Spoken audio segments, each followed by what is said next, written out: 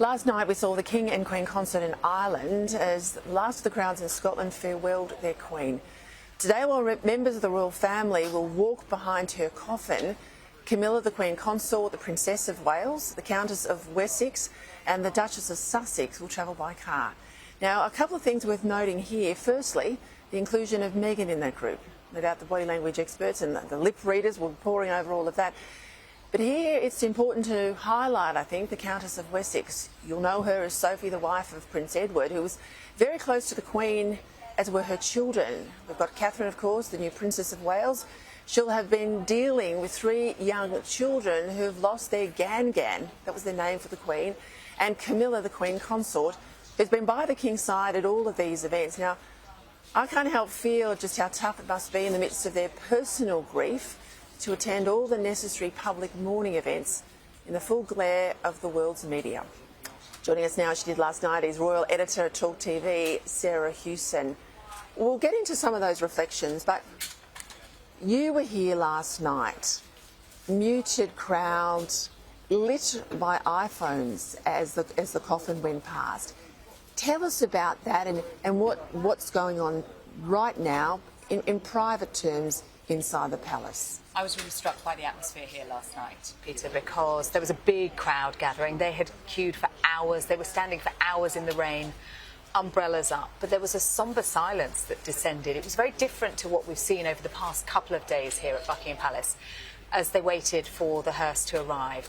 It drove down Constitution Hill just behind us, around the Queen Victoria monument behind us, and in through that central gate of Buckingham Palace for the last time.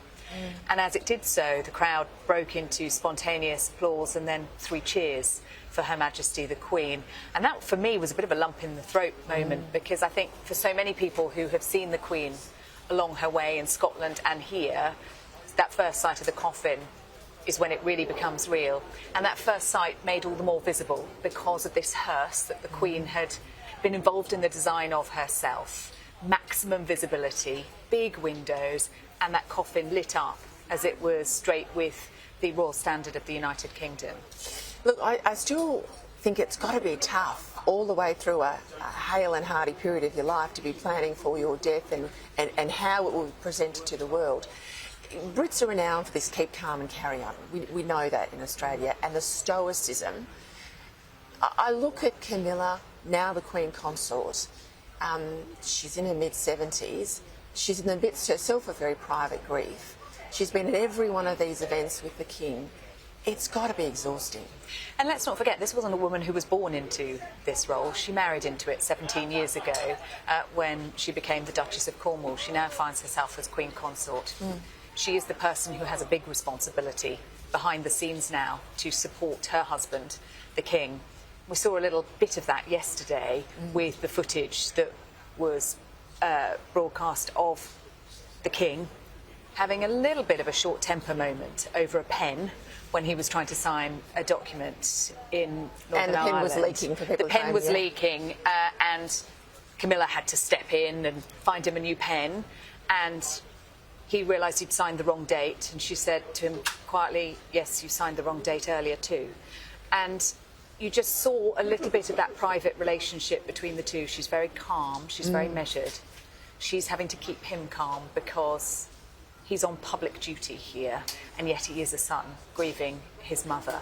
People who know her say she's wonderful company. She's got a warm heart. I saw images actually from the church in Belfast, and I think it was the president, Irish president's wife, kissed Camilla on the cheek, and Camilla returned it. That intimacy you don't often see from the royal family. She's really come into her own. She's got a lot of charitable causes.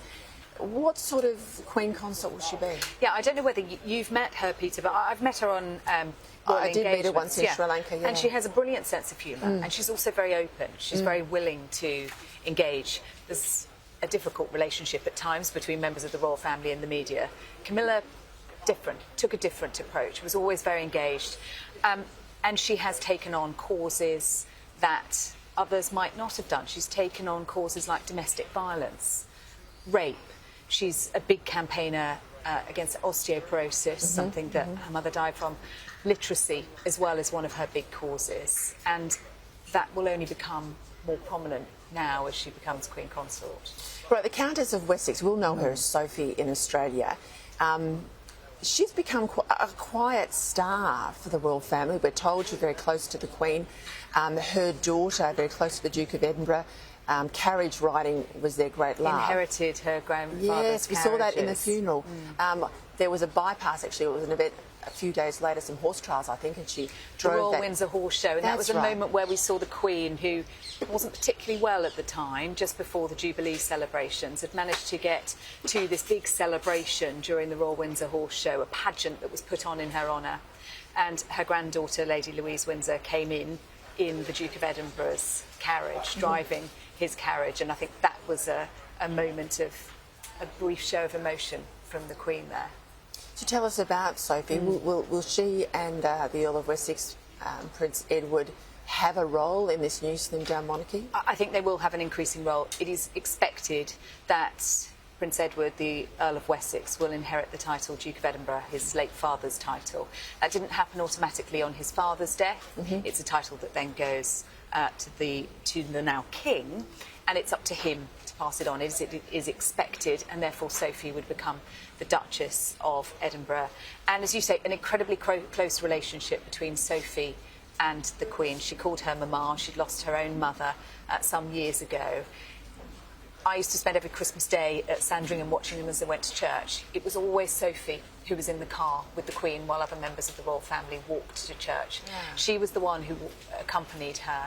They lived nearby on the Windsor estate. She was always popping in and out of Windsor Castle to check in on her. She was one of the first to visit the Queen after the Duke of Edinburgh died. They had an extremely close bond, and the Queen had come to rely on Sophie and respect her counsel and her judgment as well. Thanks for those insights, Sarah. It's really lovely to hear those today. Thank you. Thank you.